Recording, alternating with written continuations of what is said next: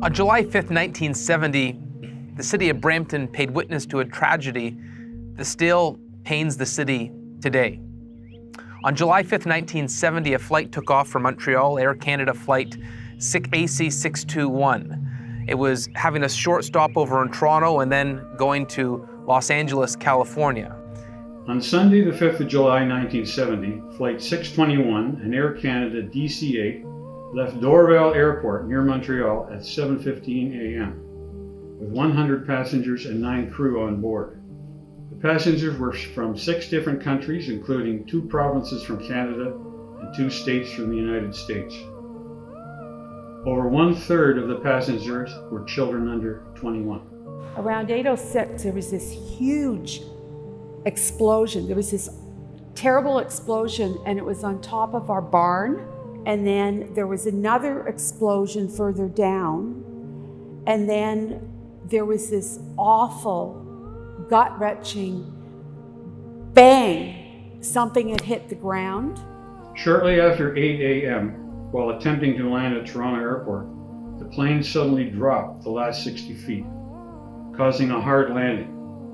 You could see the trail coming and how it had banked where our farm is and where it had gone.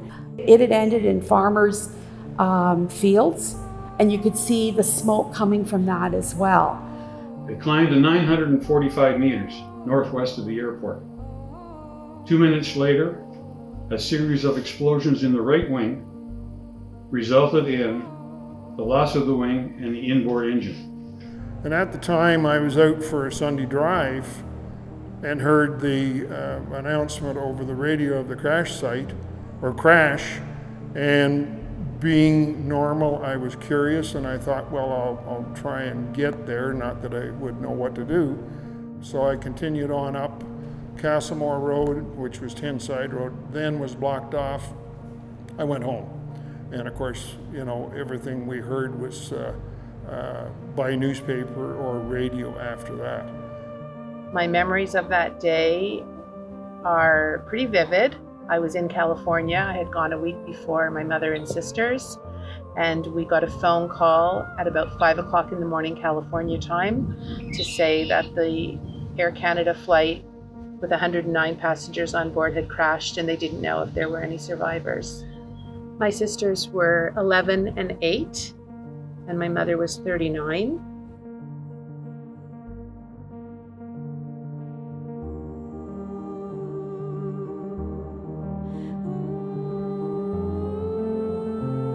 One of the first responders was a Bob Scott, who was son of the funeral home director in Brampton or Woodbridge, and he showed up at the bridge that he couldn't get across with a first aid kit and the ambulance, and Cottenham, the coroner for Ontario, was there. He said, "Bob, we don't need your first aid kit or your ambulance. We need a morgue for over 100 people." Today we also remember the first responders that responded to the scene to do all they could to help.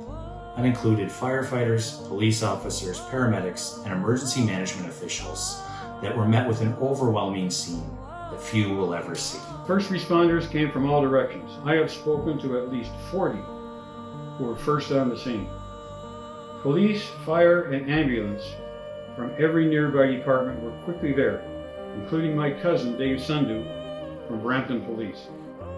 Only hope that we can see acknowledgement of first responders. In Ron's estimation, in excess of 250 police officers that were involved over the 2 weeks. So away I went, not knowing what to expect. The dispatcher didn't know where the crash was specifically. He said to follow the smoke, so I did. I went up and down 1 or 2 roads before I saw the crash seen in the distance. As I got closer, the fields became scattered with debris, and the closer I got, the more nervous I became. The enormity of the disaster was beginning to make an impact. Then I saw the tail of the plane. It was the only thing left standing in that field except for the house and the tree. To me, it all seemed surreal. So much devastation, and yet the tree and the house was still standing as witness to the disaster. Personnel on site and at the morgue worked 12 to 18-hour days until the site was cleared.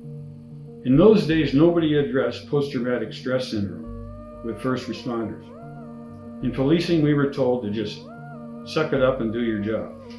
Some, on hearing that there was now a memorial at the site, went directly there on their own, and it helped them to finally form some closure.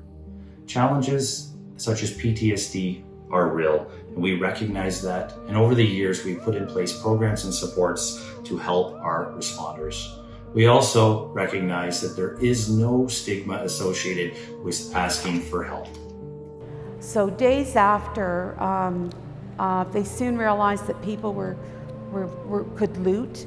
They wanted to secure the property. So in our farm, my mom and my dad and our hired man, Nels, got residence card. And for more than a few days, this is how we got on and off our property. Not long after, 49 victims were buried at Mount Pleasant. We designed the community here around the Memorial Garden. So the objective was that where we have the Memorial Garden, it's going to be really the focal point of the community. So at the end of the day, we established a registered cemetery in this area here. So that extends both this direction and that direction, and that was, registered as a burial site. We met and talked about what we could do and what the developers in the area were prepared to do, and it just all fell into place so perfectly. And subsequently, family members of other victims were contacted. We wanted some subtle way to kind of recognize each of the victims. So the landscape architect, Mike Chocolino, he came up with the idea of having these granite inset in the grey granite stones, and they're grouped together so that where you had a family of 3, then there would be 3 kind of tight linked together. Otherwise, if they were single or pairs, they were set out in that manner. All these boulders came from the site. So during the servicing of the development, these were excavated, and the landscape architect made sure that these were kept, and this particular rock was selected. And on that is the plaque, which has the names of all the victims, 109, and was dedicated to their memory. The other feature, I guess, of the garden was lilac, and one of the local residents, Lynn Genova, who was very helpful and active at the time, she kind of recalled that that was kind of a shrub that was prevalent in this area. Having done that, we're now kind of at a stage where we're going to be finished and have it done. So the next part is, well, let's have a dedication ceremony. And ironically, at the 40th anniversary, many of us met for the very first time, 40 years after the plane crash, to just meet and share stories and connect, which should have been done years ago. And I think it's had a lot of really incredible impact and meaning to the family members who we all agreed, we all felt very forgotten. It certainly isn't a celebration, but a profound need for an acknowledgement, because like so many things, it's easy to forget. Maybe the Air Canada Flight 621 Memorial on July 5th, 2020 will help us remember the 109 persons who died at this site 50 years ago. They need to be remembered not only by their families and friends, but by all of us. So going back, I remember when I first got elected, a lot of the residents called me here, and we ended up coming here at this memorial site, and it wasn't that well maintained. And then I want to thank Rob Gasper and our city staff for doing an amazing job, and a lot of the seniors. We spent the whole weekend here, a long weekend, cleaning up this park, and now it looks like more of a resting place for everyone to enjoy, and loved ones to come and see. And the City of Brampton is in the process of designating the park as a cultural heritage resource under the Ontario Heritage Act.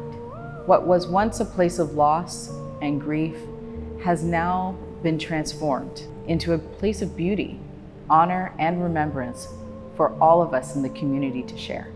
The City of Brampton mourns those 100 passengers who died 50 years ago, the 9 crew members who lost their lives as well. This was 109 tragedies. To honor these individuals, the City of Brampton has renamed the fields where the crash happened the Purple Lilac Memorial Park. the city of Brampton is honored to rename this park in honor of the victims.